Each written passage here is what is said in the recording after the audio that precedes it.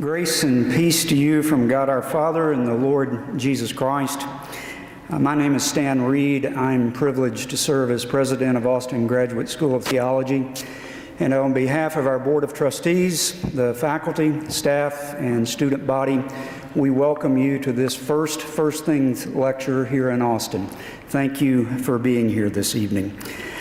On the back of your program, there's some information about Austin Grad. I hope that sometime this evening, not during the lecture, but that you will take time to look at that information. There are statements about our identity as a school, our mission as a school, and one of the goals that we have at our school is to make sure that we are good conversation partners with churches and with the academy, and that is why we're doing what we are doing this evening. You will on the back also find information about our course offerings at Austin Grad and publications that we produce there to be a part of this conversation.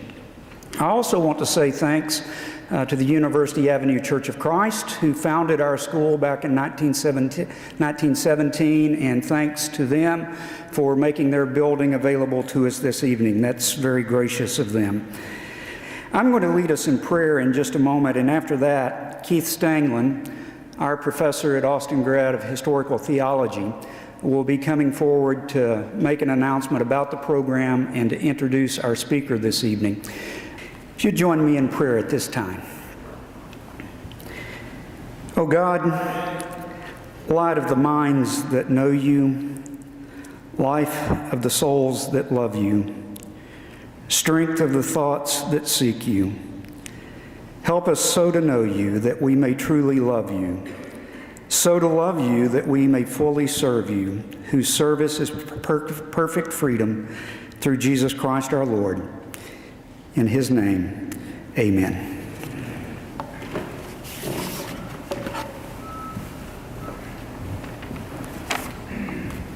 Good evening and welcome to this Austin Graduate School of Theology First Things lecture.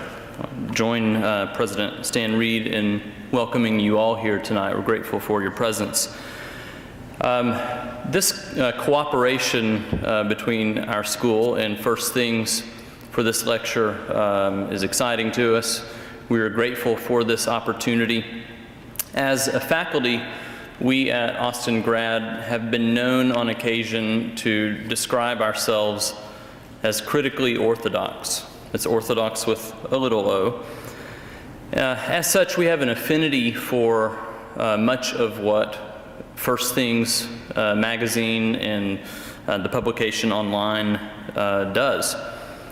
And I know I find myself often recommending this magazine to students, to folks at church, people looking for something really good to read, besides our own publication of Christian Studies. First Things is one of the things I direct people to.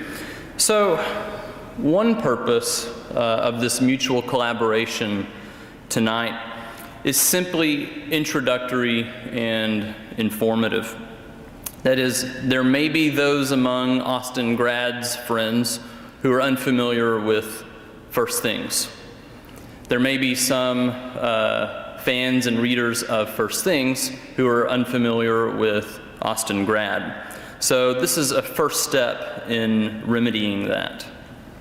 The more obvious purpose, of course, for us tonight of this partnership is the privilege to hear from our esteemed speaker, whom I will now introduce. Dr. Robert Louis Wilken is the William R. Keenan Jr. Professor of the History of Christianity Emeritus at the University of Virginia. Prior to his appointment at Virginia, he taught at Notre Dame, before that at Fordham University, and before that at Lutheran Theological Seminary. He's a fellow of the American Academy of Arts and Sciences. He's a past president of the American Academy of Religion, of the North American Patristic Society, and of the Academy of Catholic Theology. It's also important to note that, given our setting here tonight, he is chairman of the board of the Institute on Religion and Public Life, which is the publisher of First Things magazine. He was one of the original contributors to First Things when it began publication in 1990, and has been a regular contributor to the magazine over the last 25 years. I also feel compelled to mention that before Dr. Wilken earned his PhD at the University of Chicago, and before he did his seminary degree at Concordia Seminary in St. Louis, he was a student at Concordia College here in Austin in the 1950s. We drove by their campus on the way tonight. He notes that things have changed a bit in Austin since the 1950s. Dr. Wilken has written numerous articles and books on church history and especially on the history of the early church.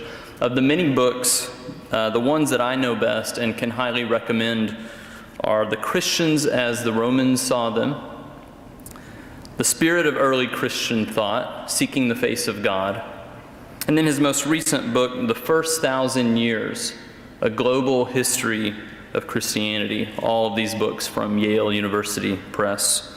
We're very grateful to have Dr. Wilken with us tonight. Now we're looking forward to his lecture on Christianity and religious freedom. Help me welcome Dr. Wilken. Thank you very much, Keith. And as he said, I find it really hard to believe I arrived here for the first time in Austin in the fall of 1953. I had grown up in New Orleans, and I decided to study for the Lutheran ministry. And my parents sent me here to Concordia College. And it was a strange world for a New Orleanian, I can tell you. I arrived here, I had a flat top, I had ducktails, I was wearing bell-bottom pants, peg pants, Billy Eckstein collar, one-button roll suit jacket, and it was just kind of thought I was with it. And all of a sudden I'm going to school with a lot of them were farm boys from little towns and the villages here in Texas, and some of them still spoke German because it was kind of a German Lutheran tradition. But I had very fine years here, but there was something else that was probably even more significant. The year that I arrived, Richard John Neuhaus, the founder of First Things, also arrived. His route here was a little more circuitous. He was the son of a pastor in Pembroke, Ontario. He had gone to another Concordia. As those of you know anything about the Lutheran Church Missouri Synod, they name all of them Concordia, all their schools. And he went to Seward, and he sort of misbehaved himself and was asked to do something else. And he wound up here in Texas with a shirt-tail relative in Cisco, which is near Waco. And he spent, better part of a year there, and then he decided he was going to go to school and study for the ministry, as his father, of course, had been. And he showed up here in the fall of September 1953 without a high school diploma. And basically, what he's done most of his life was he talked his way out of it, or he talked his way into it. In any case, it's a pleasure to be here, and I look forward, we're going to have a reception after, to meeting some of our First Thing subscribers. We love our subscribers, and we're pleased to know that we have a nice core of people here in Texas. In any case, I'm going to talk about Christianity and religious freedom. I'm basically a historian, so I'm going to give you kind of a rundown of where I think things stand and how religious freedom came to be what it is. And then at the end, we'll talk a little bit about the present situation. So the first thing that I want to start out saying is that few realize, I'm not sure that anybody in here would actually realize it, that the first person to use the word religious freedom was a Christian who lived in the 2nd century. His name was Tertullian, and his home was Carthage, a large Latin-speaking city in North Africa near the modern city of Tunis in Tunisia. He was born about the year 150, and he converted to Christianity in the 190s. Shortly after his conversion to Christianity, the community of Christians in Carthage was subjected to persecution. And Tertullian wrote an apology, that is a defense, explaining what Christianity was and saying that you were treating us unjustly. He said, you think we're not true Romans because we do not worship the Roman gods. And then he says, why must everyone pray in the same way? Let one man worship God, another Jupiter. Let one man lift up hands of supplication to the heavens, and the other to the altar of fides, faith. And here he becomes ironic. Let one pray to the clouds, another to the panels on the ceiling of the temple. Let one consecrate himself to God, another to a goat. And then he comes to his point. See that you do not end up fostering irreligion by taking away religious liberty and forbidding free choice with respect to divine matters, so that I am not allowed to worship what I wish, but am forced to worship what I do not wish. And so when one cuts through his irony about goats and clouds and ceiling panels, he states for the first time the core ideas that undergird the understanding of religious freedom in our Western civilization and in this country. He is saying that religious convictions come from within. They are a matter of will, and therefore they cannot be coerced. Intention gives authority to religious devotion. You want to put it a little bit poetically, the tongue must sing the melody of the heart. He's speaking not only about the individual, he's basically talking about the right of the community to practice its way of life without interference by the Roman authorities. In the ancient world, as you probably know, religion was an affair of the community as a whole. Religious rituals nurtured the spirit of community, binding the people together. And the Romans said, you Christians won't join in those things that hold all of us together. Religion was not a community, it was a civic and religious affair. So at the trial of Christians in Rome, the proconsul pleads with the Christian, and he says to him, I urge you to change your mind and worship and venerate the gods, and get this phrase, that all of us worship, and so to continue to live in our midst. Note the language he uses. Worship the gods all of us worship. In other words, do what all of us do. And that was the rub, that Christians were indistinguishable from their neighbors in every other way, but in religious matters, they did not do what others do. A decade later, he writes another work defending Christianity. And this time, he says something quite significant. He said, it is only just and a privilege inherent in human nature that every person should be able to worship according to his own convictions. For one person's religion neither harms nor hurts another. In matters of religion, coercion has no place, for religious convictions are voluntary and cannot be forced. They must be held willingly. No one had ever said or written such a thing as that. And that passage that I just read from Tertullian was quoted by people who promoted religious liberty in the early modern period. People in England, people on the continent. Roger Williams in this country or in the American colonies, and Thomas Jefferson. Thomas Jefferson quotes this at the bottom of a work that he had written. I've actually seen his own handwriting where he writes out the Latin text. So what Tertullian is saying is that the freedom to choose the religion as you wish is a right that's inherent in human nature. And he even uses those terms, natural and human. And he's saying that this right is based on the dignity of the human person. It's not something that the state grants. That is, it's not not toleration. It is prior, this right, to the political order.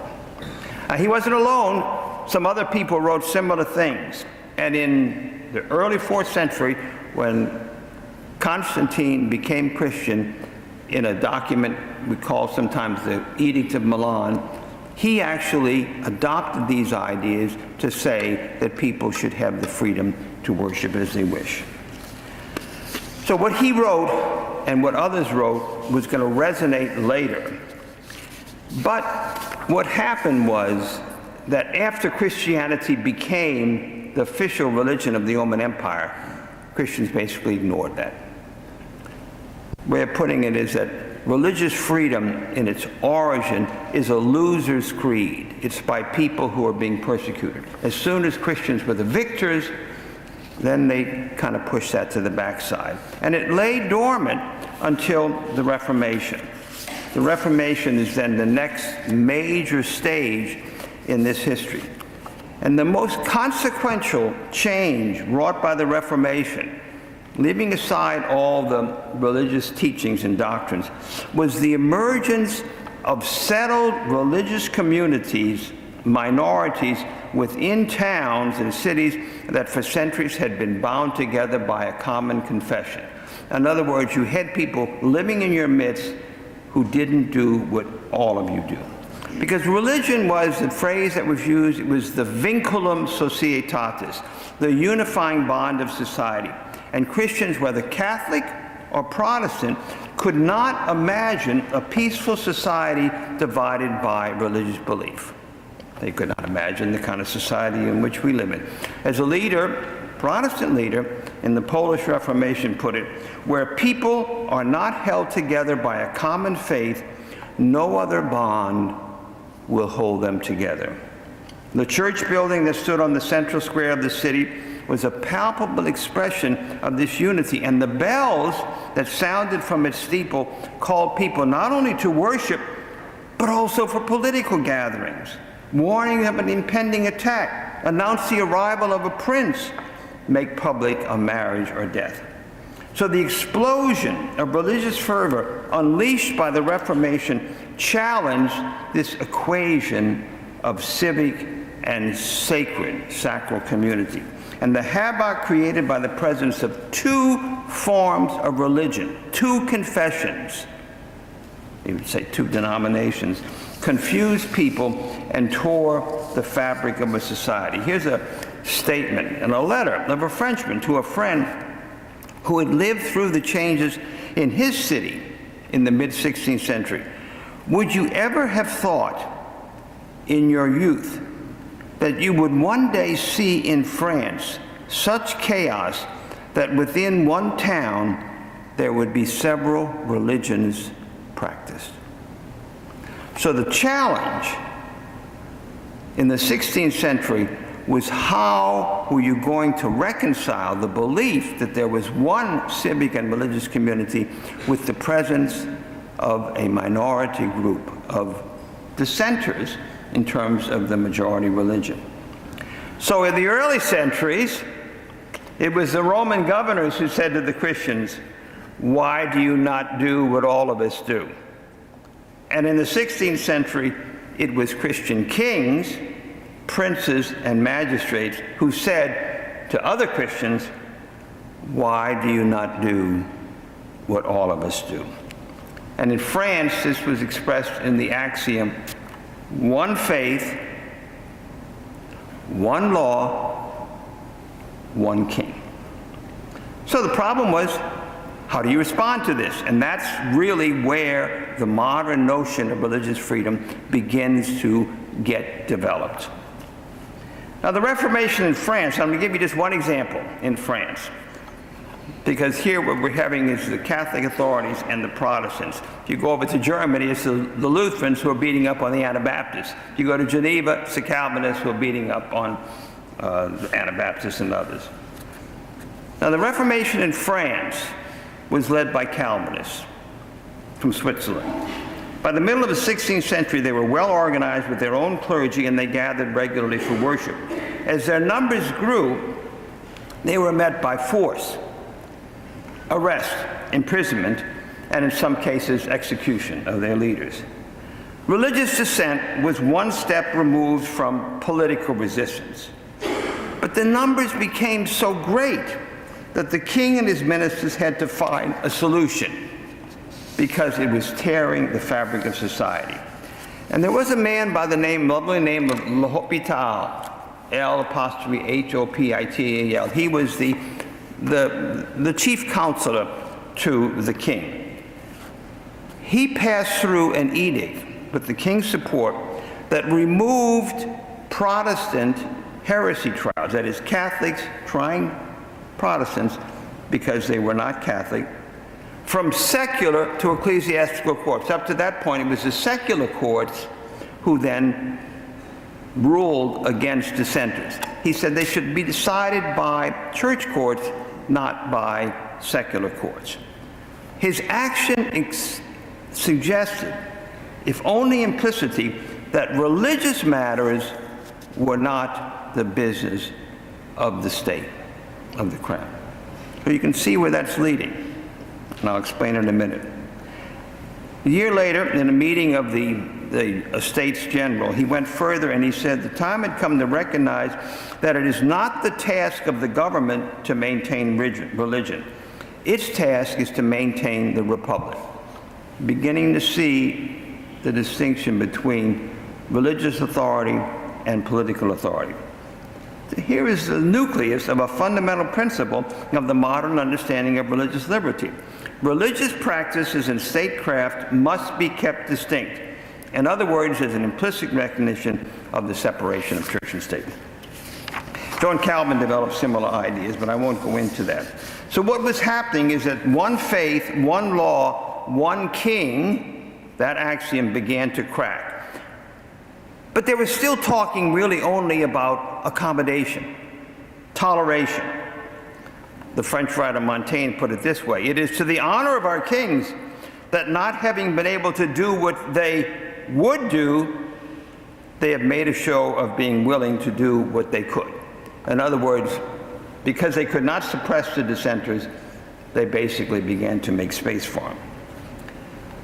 But as the decades went on, we're still in the 16th century, some people began to realize that toleration was not enough, because toleration was dependent on the magnanimity, the goodness of the ruler. It was not something that people had by any right.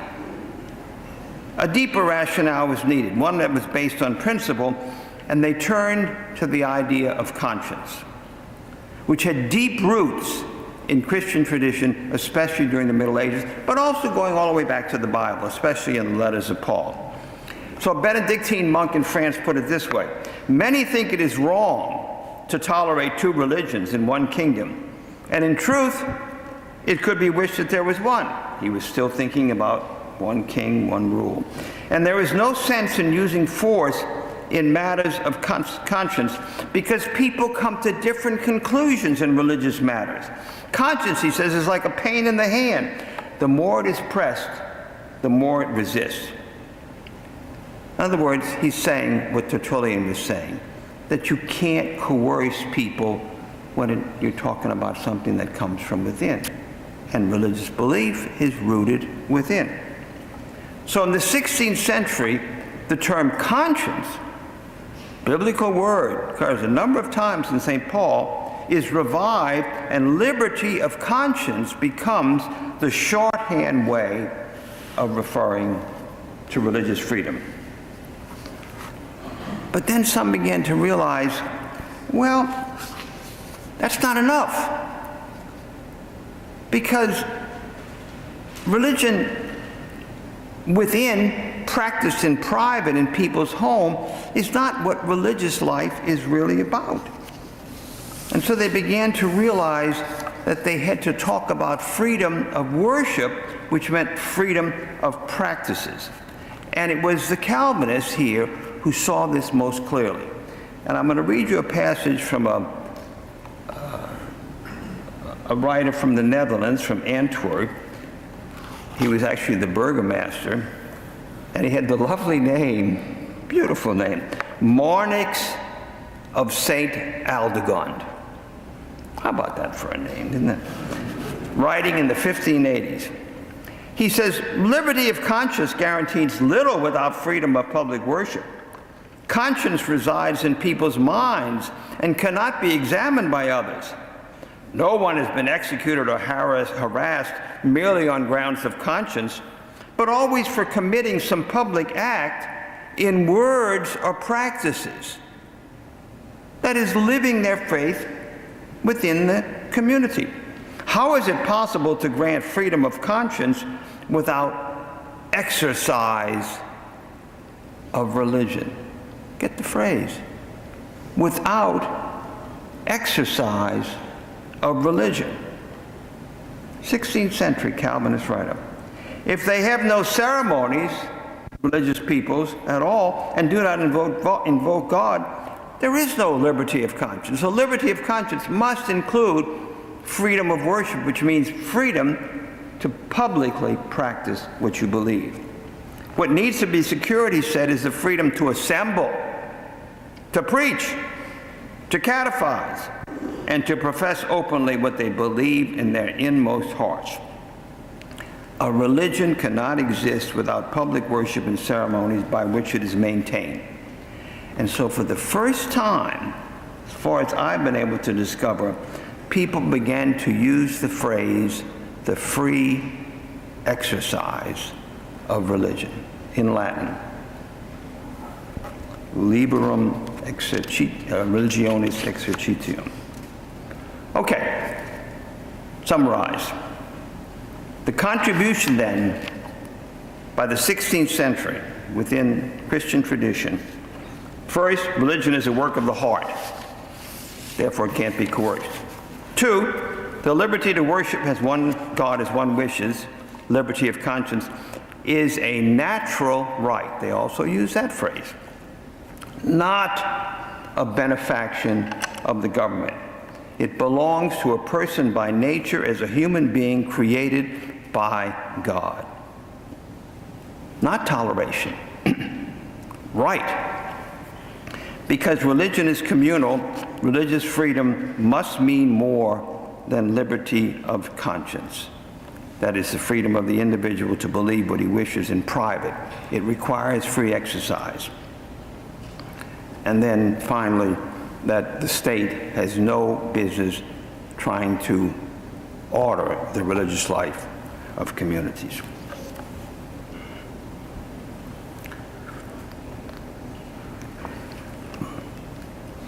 These ideas were forged in continental Europe, Switzerland, France, the Low Countries, Catholics and Catholics both, drawing on earlier Christian tradition and on the scriptures.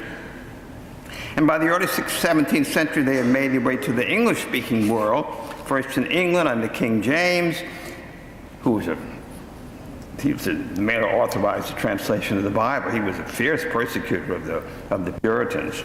And then to New England, especially with Roger Williams, who was born in England in the 17th century, educated at Cambridge, and then he was drawn to the nonconformists. And in 1630, he left his post as chaplain in Britain and sailed to Boston.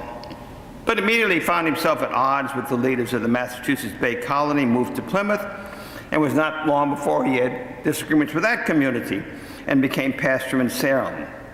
But here too he ran into trouble. Because of his views, he was banished from the colony. Williams was what might be called an equal opportunity irritant. He was, however, able to slip away before being arrested, moved to Narragansett Bay, and that's, of course, where Rhode Island gets founded. In the next several decades, he debated with John Cotton, the leader of the Massachusetts Bay Colony. And in his most important book, The Bloody Tenet of Persecution for Conscience, he says, is a rambling, loosely organized book. But he makes the 2 points that I've been stressing. The laws of the civil magistrates extend no further than over the body or goods and to that which is external. For over the soul God will not suffer any man to rule. Only he himself will rule there. Wherefore, therefore, whoever doth undertake to give laws unto the souls and consciences of men, he usurps that government himself, which appertains to God. There is, he says, a twofold state, a civil state and a spiritual state. Civil offices, spiritual offices, civil weapons and spiritual weapons. They are of different natures, differing such as spirit and in flesh. For that reason, civil weapons are most improper and unfitting in matters of the spiritual state and kingdom, though in the civil state most proper and suitable. So Williams then brings to this country these ideas. And he also argues, he discusses the passage from Tertullian, and he says Tertullian is talking about the public practice of religion in his debate with Cotton. That leads me to Madison, James Madison. In Virginia, in 1771, the separate Baptists, as a matter of principle, did not apply to the Crown for a permit to preach required of non-establishment, that is, non-Anglican clergy. In 1773, an Anglican clergyman on horseback interrupted a Baptist preacher who was leading a group singing a hymn. He beat him with a horsewhip and with the help of the sheriff dragged him into the field and flogged him. A few months later, a large group of separate Baptists held a general convention at Blue Run Church in Orange County, where James Madison lived. It was the largest crowd ever assembled in George County, and Madison surely knew of the gathering and what led up to it, and it made a deep impression on him. Now, the English Toleration Act of 1689 was the model for dealing with religious minorities, because here in Virginia it was Anglican in colonial America. It granted freedom of worship to nonconformists and dissenting Protestants, Baptists and Congregationalists, but not to Catholics, under certain conditions. In Virginia, some people began to think that policy had to be changed. In 1776, Madison was elected a delegate from Orange County to the Revolutionary Convention that met in May. He was placed on the committee to prepare a Declaration of Rights for the colony. The document that came from the committee had 16 articles, one of which dealt with religion. Madison, he was 24 years old. He was a junior member of the committee. But the article on religion stirred him to action.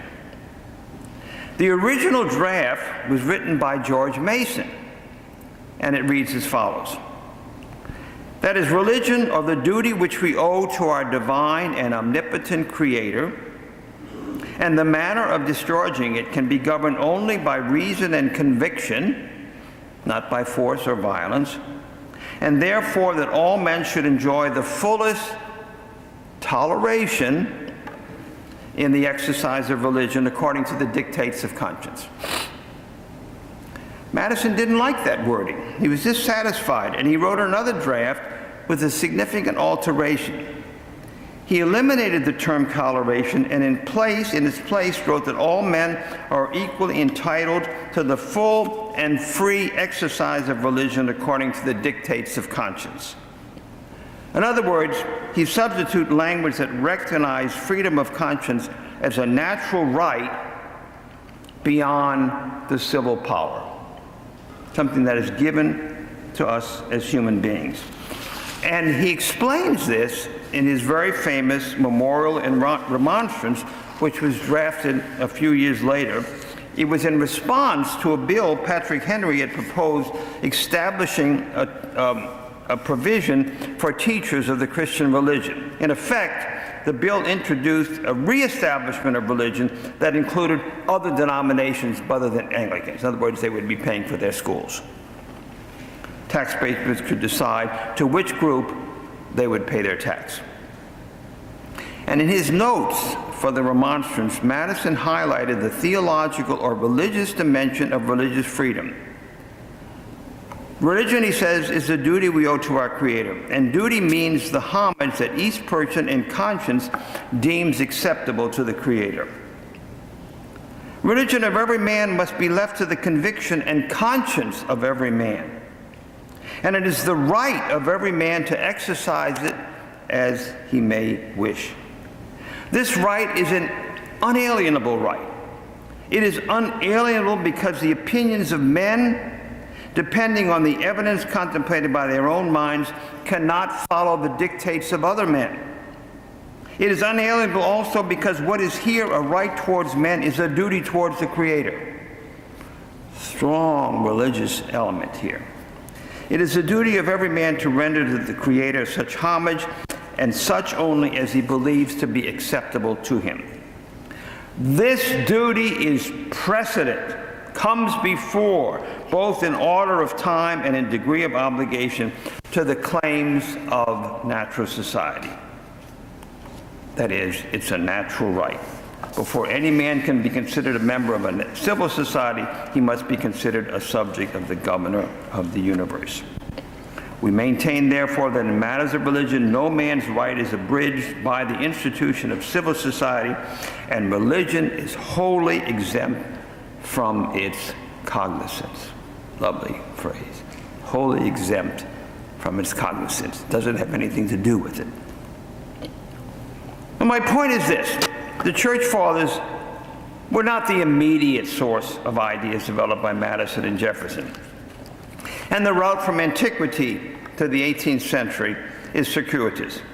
Yet the ideas about religious freedom formulated by the Founding Fathers, religion having to do with beliefs about God, religious convictions springing from inner persuasion, hence not subject to coercion, the distinction between a civil and a religious realm, liberty of conscience as a natural right prior to the state, have their roots in the Bible and in Christian tradition. It was Christian thinkers who first set forth notions of freedom of religion in the ancient world and defended the dignity of the human person. It was Christian philosophers and theologians who developed an understanding of liberty of conscience. And it was the dualism of political and spiritual authority, rendered to Caesar the things that are Caesar's and to God the things that are God's, that provided a foundation for the idea that civil government and religious beliefs and practices must be kept separate. Such ideas were not the work of the Enlightenment, not of John Locke. They were born not of indifference, nor of skepticism, nor of open-mindedness, but of faith. And it is only as faith is kept alive that ideas of religious freedom will continue to make a claim on our society. And now today, our situation today.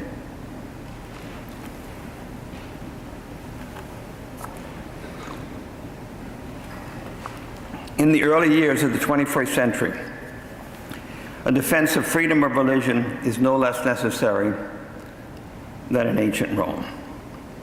Though we live in a country that has made freedom of religion one of its founding principles, there are powerful forces at work seeking to undermine what we have received from those who have gone before. Some are asking whether the very idea of freedom of religion is intelligible in a secular society, one that is systematically sought to exclude the name of God in our public life. In a book entitled Why Tolerate Religion, the philosopher Brian Leiter has argued that the traditional arguments for the uniqueness of religious beliefs, religion having to do with duties we owe to our Creator, Madison's phrase, are clearly false in the world today. As American society becomes more pervasively secular, there will be little reason to give a privileged place to religion. And in time, the idea of religious freedom will become unintelligible to non-religious people or transformed into something different. Freedom of speech or expression, and some of my lawyer friends say that that's actually beginning to happen in the courts. But religious freedom is about actions, not simply words, about practices which by their very nature are communal. And this is most evident with respect to marriage.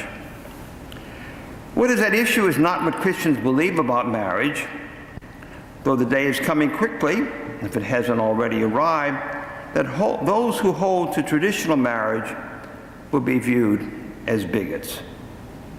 But what is at issue is what we practice, a ritual in which a man and a woman are joined together in a sacred union.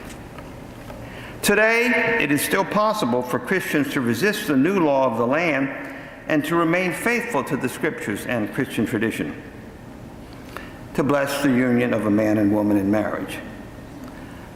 But as time passes, it will become more difficult and countercultural. For there is a tendency in the human mind to assign normative authority to the existing state of affairs.